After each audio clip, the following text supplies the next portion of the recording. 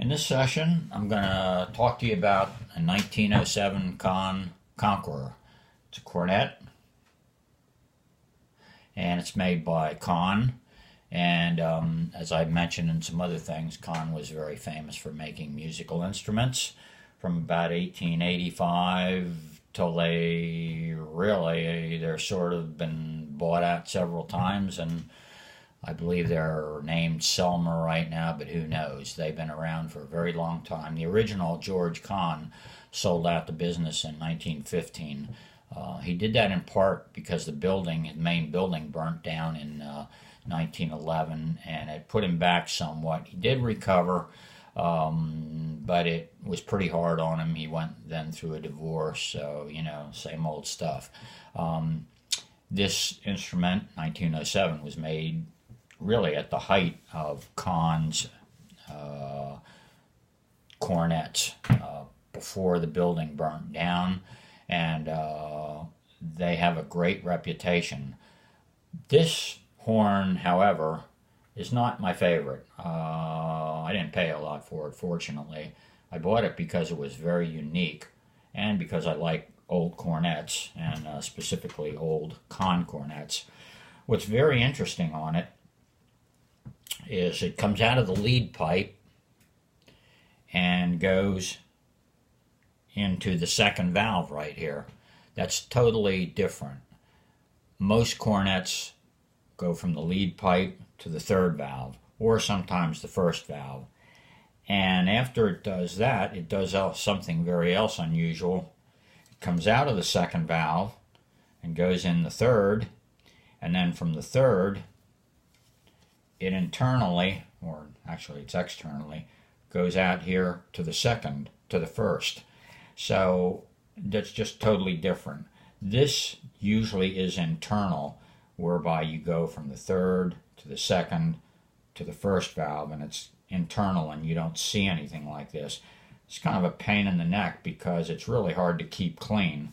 So it took me forever to get this horn clean, and it's clean, and I thought once it's cleaned up it would play very well, and it just doesn't. It may be because the valves aren't that good. You can see it's got a few cosmetic problems here. I used silver fingernail polish on it, so you can tell I was really very interested in making it cosmetically correct. But other than that, it doesn't look bad. It doesn't have a lot of dents, and it's an instrument that if I could get rid of it and give it away, I would, but who the hell wants it? I can't even give it to a school kid because I wouldn't want it. So, but anyway, it's pretty neat. I'll keep it. One other interesting thing, when I was on the internet just after I bought it, I'm really a sucker for some things, but I saw this on eBay. It's a Conn-Conqueror original advertisement. It advertises the Conn-Conqueror, and below it advertises a Conn piano. But at any rate, supposedly this instrument won first place in the World's Columbian Fair, the Pan American Exposition, and supposedly the greatest cornet since sliced bread. Actually, I paid the guy $50 for this. I hate to Jew guys down. Excuse me, I know that's politically correct. I hate to barter people down. I gave him what he wanted, $50. So, it was good for him. It was good for me. It's pretty neat. I hang it on my wall, so it's kind of cool. So, other than that, and anyway, just to let you know how the cornet sounds.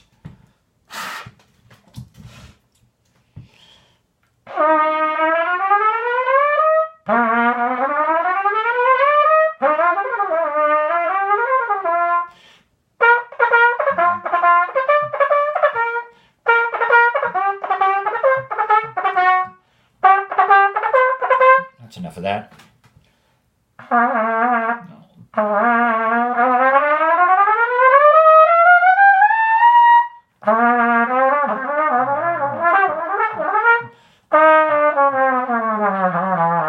It has a lot of trouble with low notes, especially this note.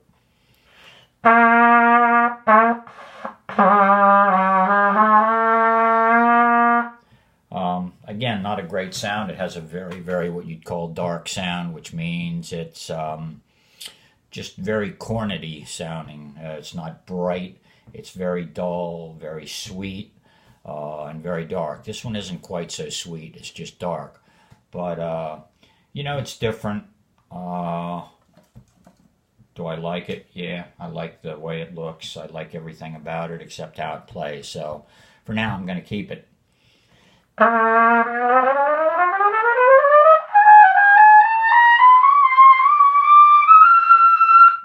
It does do high notes very well, but unfortunately there's not too much demand for those kind of notes, and they don't sound that good anyway on this horn. So just a couple more things about a cornet. Again, from some of my other things, a cornet is a little tighter wrap. It's shorter, but the tubing is not any longer. It's 4.5 feet of tubing. As I mentioned, a cornet, the tubing actually gets larger as it goes through, whereas a trumpet stays the same size throughout. And that's what really gives a cornet a more mellow sound, and the straight, non-conical, just a tubular tubing in a trumpet makes it actually sound a lot livelier, brighter, and livelier. People no longer play cornets in bands because that's not what's desired. Back in the day, 60 years ago when I started, I played a cornet. Everybody else in the trumpet cornet section, as far as I know, played a cornet. I could be wrong. But starting about the early 70s, late 60s, that was out. Cornets were out. The good thing is I like to play them. I bought a couple trumpets. I paid it doesn't matter what I paid for it, but I had a Stradivarius, which is considered the best trumpet. It was a used one, but it's considered one of the best. I played that for a while. And I played a Getson, Doc Severson, and those are two of the best. I don't like them. I got rid of them. I didn't give them away. I sold them. Most of the ones I just give to school kids, but I just couldn't quite justify that. So I'll continue giving them away other than this one. And it's kind of fun. It helps me out, gives me a good feeling. If just one kid, I've probably given about 10, 12 of them away so far. And I think if just even one kid has as good a time at band as I had, it's a wonderful thing. Band, even though I quit, when I was second year college, I'm sorry I quit in a lot of ways, but that's just the way it was. Things changed and I moved on. And I picked the thing up about 50 years ago. That's when I started buying different horns and decided what I liked, what I didn't like. And I'm looking at buying another one right now. It's probably as soon as I finish this, I'll go in and buy one. Who knows? Don't tell my wife. But anyway, that's it. Hope you learned something.